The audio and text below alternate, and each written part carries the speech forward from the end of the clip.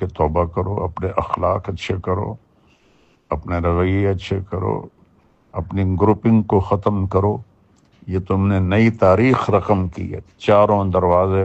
السلام علیکم ورحمۃ اللہ وبرکاتہ۔ امید ہے کہ سب دوست خیریت سے ہوں گے۔ مولانا طارق جمیل صاحب کی بیان کا سننا لازمی سمجھو۔ تم نے یہ ایسا کرنے دیا؟ میں نے واللہ بالکل نہیں آنا تھا، میری 54 سال کی تاریخ گواہ ہے کہ میں نے کبھی ایسا قدم نہیں اٹھایا۔ تو یہ نا دل کے پھپھولے جل اٹھے سینے کے داغ سے، اس گھر کو آگ لگ گئی گھر کے چراغ سے۔ یہ تم ہی اس ڈائمنڈ کو آگ لگانے والے بنو گے۔ السلام علیکم ورحمۃ اللہ وبرکاتہ۔ ڈاکٹر ندیم اشرف، یہ میں نے مولوی خورشید کو کیے تھے میسج، تو میں بھی کر رہا ہوں، سن لینا۔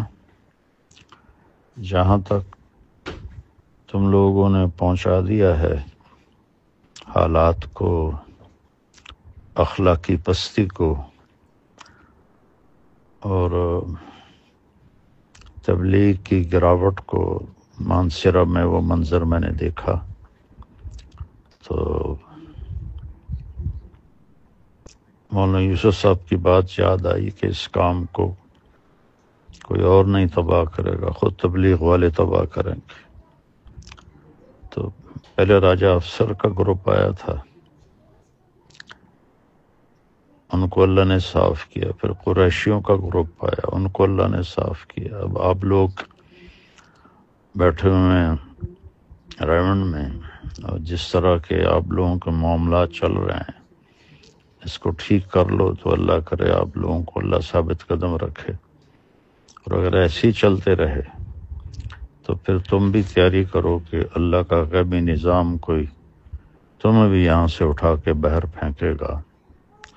اس قدر گراوٹ، مولوی خورشید مجھ سے اتنا چھوٹا، مولوی ضیاء الحق مجھ سے اتنا چھوٹا، تم لوگوں کو اتنی بھی تمیز نہیں کہ کچھ بڑے چھوٹے کا بھی احترام ہوتا ہے۔ اللہ نے مجھے دنیاوی طور پر بھی ایک بڑی فیملی سے میں پیدا فرمایا، اور دینی طور پر بھی اللہ نے آج تک کسی کو اتنا نام نہیں دیا، اور میرے لیے تم لوگ کنڈے بن گئے اور راستے بلاک اور کھڈے کھودے گئے، پل توڑے گئے۔ اگر یہ تبلیغ ہے تو بس پھر تبلیغ کا جنازہ تو نکل گیا۔ میں تو دعا کروں گا اللہ تم سب کی حفاظت فرمائے اور آپ لوگ جمے رہو، لیکن اگر یہی تمہارے کرتوت رہے تو پھر وقت قریب ہے